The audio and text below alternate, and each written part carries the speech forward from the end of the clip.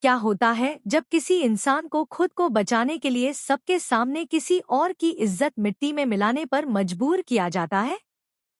जब सत्ता और राजनीति इतनी बेरहम हो जाए कि सच्चाई को दबाने के लिए रिश्तों और सम्मान तक की कुर्बानी दे दी जाए।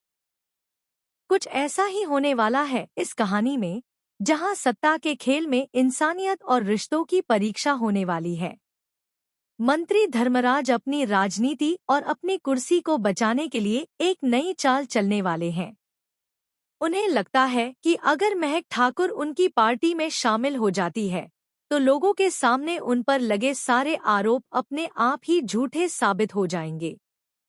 जनता को भी लगेगा कि जो लोग पहले उनके खिलाफ बोल रहे थे, वही अब उनके साथ खड़े हैं। लेकिन धर्मराज की इस चाल में एक बड़ी शर्त छिपी होती है। मंत्री धर्मराज चाहते हैं कि महक सबके सामने अंजलि के खिलाफ बोले। वह चाहते हैं कि महक पब्लिक के सामने अंजलि की छवि खराब करे, ताकि लोगों का भरोसा अंजलि से उठ जाए। लेकिन जब महक से अंजलि के खिलाफ कुछ गलत बोलने के लिए कहा जाता है, तो वह साफ इनकार कर देती है। महक अपनी अंजलि भाभी के खिलाफ एक भी गंदी बात कहने से मना कर देती है। महक साफ शब्दों में कहती है कि अंजलि सिर्फ उसकी भाभी ही नहीं, बल्कि उसके लिए देवी जैसी है। वह अंजलि के बारे में कोई गलत बात नहीं कह सकती। महक की यह बात सुनकर मंत्री धर्मराज का गुस्सा और भी बढ़ जाता है। उसे लगता है कि उसकी योजना यहीं पर फेल हो जाएगी। तब मंत्री युवराज को आगे करता है और उससे कहता है कि वह महक को समझाए। युवराज महक के पास जाता है और उसे भावनात्मक रूप से ब्लैकमेल करने की कोशिश करता है। वह महक से कहता है कि अगर वह सच में उससे प्यार करती है, तो उसे पब्लिक के सामने वही कहना होगा जो मंत्री चाहते हैं।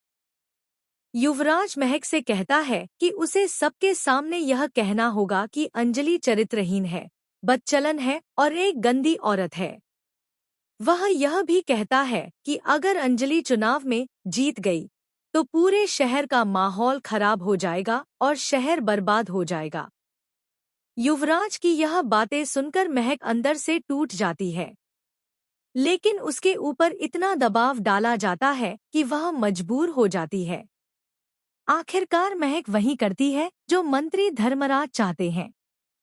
वह अपने पिता राघव सिंह राजपूत से बात करती है और उनसे कहती है कि वे अंजलि भाभी का बिल्कुल भी साथ न दें। महक अपने पिता से यह भी कहती है कि वे तुरंत राजपूत हाउस वापस लौट आएं। राघव सिंह राजपूत अपनी बेटी की ये बातें सुनकर हैरान रह जाते हैं। उन्हें समझ ही नहीं आता कि अचानक महक ऐसा क्यों कह रही है। लेकिन अंजलि सब कुछ समझ जाती है। उसे पता चल जाता है कि महक अपनी मर्जी से ऐसा नहीं कर रही, बल्कि उस पर दबाव डाला जा रहा है। उस समय महक अभी भी मंत्री धर्मराज के सामने खड़ी होती है और उससे जबरदस्ती ये सब बातें कहलवाई जा रही होती हैं। एडवोकेट अंजलि तुरंत मंत्री धर्मराज को फोन करती है। फोन पर ही अंजलि उसे खरी-खरी सुना देती है। अंजलि गुस्से में कहती है कि उसकी कोई भी चाल अब एडवोकेट अंजलि अवस्थी को रोक नहीं पाएगी।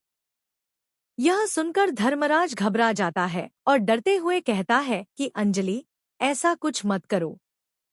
लेकिन अंजलि अब रुकने वाली नहीं होती। वह गुस्से में कहती है कि अब चुप रहने का समय खत्म हो चुका है। अब सीधी मुलाकात जनता की अदालत में होगी, जहां सच और झूठ का फैसला जनता करेगी। अंजलि साफ कहती है कि जितनी भी लड़कियों के साथ अन्याय हुआ है, उनके लिए न्याय मांगने वह खुद सामने आएगी। अंजलि धर्मराज को सख्त चेतावनी देती है कि उसकी सच्चाई अब ज्यादा दिनों तक छिपी नहीं रहेगी। यह सुनकर मंत्री धर्मराज का गुस्सा सातवें आसमान पर पहुंच जाता है। वह तुरंत अपने आदमी प्रकाश को बुलाता है और उसे आदेश देता है कि अंजलि को डराने के लिए गुंडों को भेजा जाए।